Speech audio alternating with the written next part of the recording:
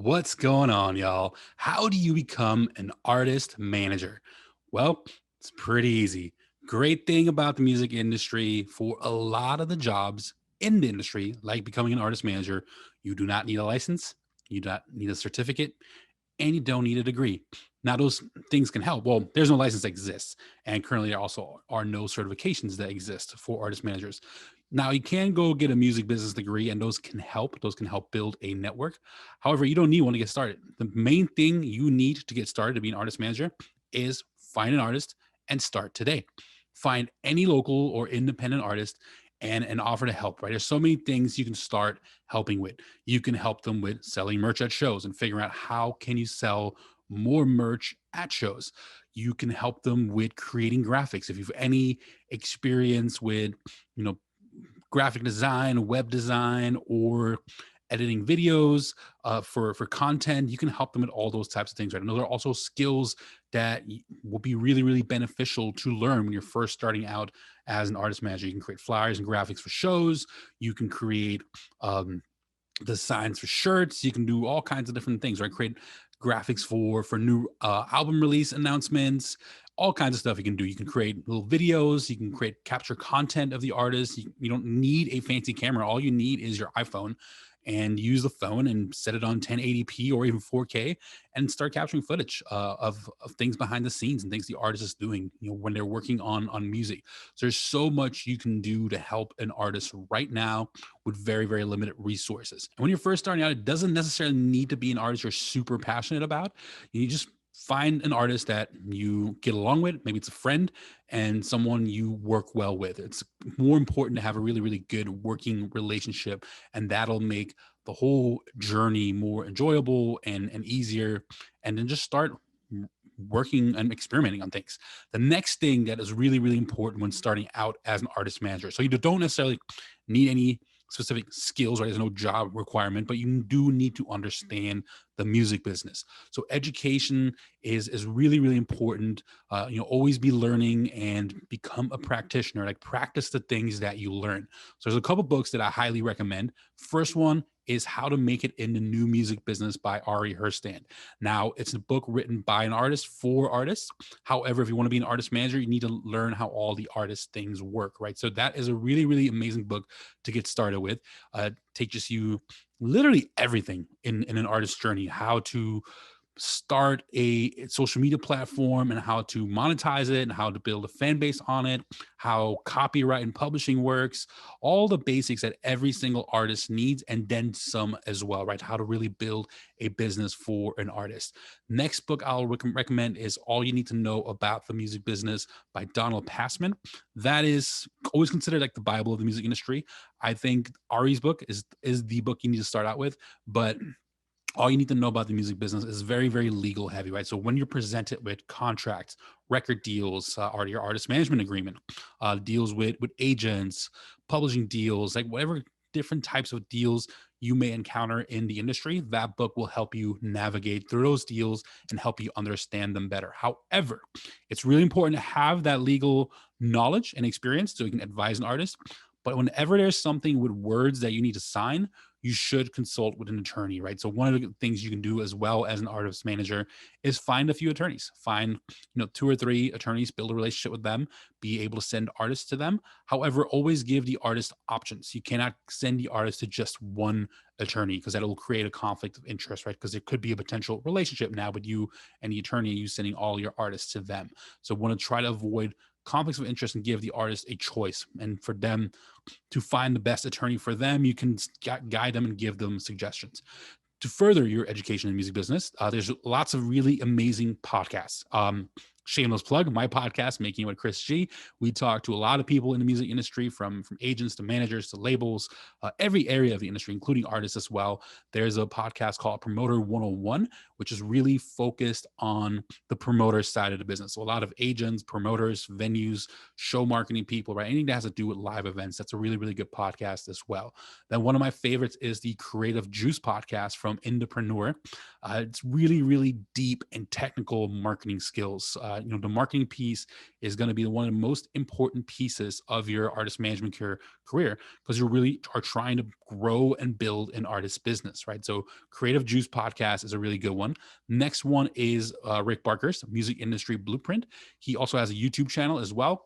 And his podcast is really good. Just a lot of just little quick tips about the music business. He's a former manager of Taylor Swift. He's the first manager, I think the first major manager, at least for Taylor Swift, and has done a really, really great job in helping build her career and then also building the career of hundreds, if not thousands, of independent artists. So check out Rick Barker's Music Industry Blueprint.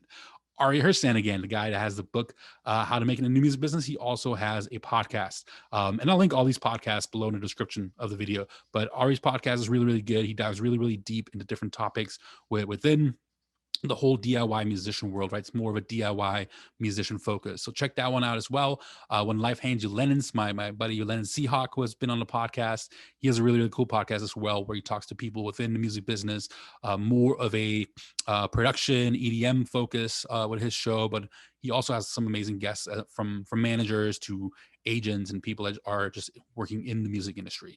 And another one, final one, the Out to Be podcast with Katie Zaccardi. She's been on the podcast a couple of times. Another voice in marketing, right? And really works a lot in building the marketing funnels for an artist and building launch campaigns, like how to properly launch an album or whatever kind of project you're launching, right? It's all about having a proper strategy when it comes to launching. Then next thing to learn is your digital marketing, content creation, and social media management skills, right? So when it comes to digital marketing, really learn how to build ads in Google ads, YouTube ads, Facebook and Instagram ads through Ads Manager. Do not hit that boost button because it will not work well. TikTok ads, right? Whatever social media platform is, really learn how their ad platforms work and learn about customer journeys and sales funnels. If you really can learn how to build funnels and journeys with your advertising campaigns, your ads will be much, much more effective. And I'll probably do a video on digital ads soon, but when it comes to the Facebook, Instagram, the key indicators that I look for is your cost per click and your cost per 75% view. So those numbers you want to get as low as possible. So your cost per click is given in the Facebook ads platform, and then your cost per 75% view, you just need to calculate. There is a way to also create that data within your ads platform, which I'll have to show you in an ads video. But basically just take the amount you spent on an ad, divide it by your 75% view, and that will give you how much you're paying per 75% view. So you want to get those two numbers as low as possible. And like I said, we'll do another video about that to get a little more into detail. You also want to learn as much as you can about organic marketing, right? Marketing where you don't need to spend any money because a lot of artists first starting out, they don't really have a lot of money to spend. So learn how to really engage with people and brands on social media to help build an artist audience, not using calls to action, but using Gary Vaynerchuk's method or Gary V's method, jab, jab, jab, right hook, which is another really cool book to check out. Also, buy a nice camera, learn how to create content, learn how to shoot video with your camera, learn about different lighting setups. Really, mainly you need 3 lights, which is your front facing light, which is your key light. Then you have a fill light, which is a light kind of a little more off to the side. So I have one right here. And then you also just want maybe a little bit of backlighting to kind of add a little texture to the picture in the frame, right? And then get maybe Adobe Suite or some free video editing software and just learn how to edit videos and create content. Right? Those are really great skills to learn to become an artist manager. Then lastly, you want to build your network. Build your network by going to conferences and meeting people within the music industry. Go to Nashville, LA, New York City, Atlanta, Denver, Chicago, Miami, right? And meet people in the industry where they're at, meet them in their locations, where they live and where they do work, right? And so ideally don't go when it's a busy time, go when there's no conferences happening or when maybe during the summer, during slow season, and try to meet these people in person, try to go to their offices, try to invite them for coffee, invite them for lunch, and try to pick their brains, right? Even just can meet with them for 10, 15 minutes or something like that. And the more you build your network and the more you build relationships with these people, the more of their time they're going to give you. And that'll turn into maybe longer lunches or going to shows together and hanging out.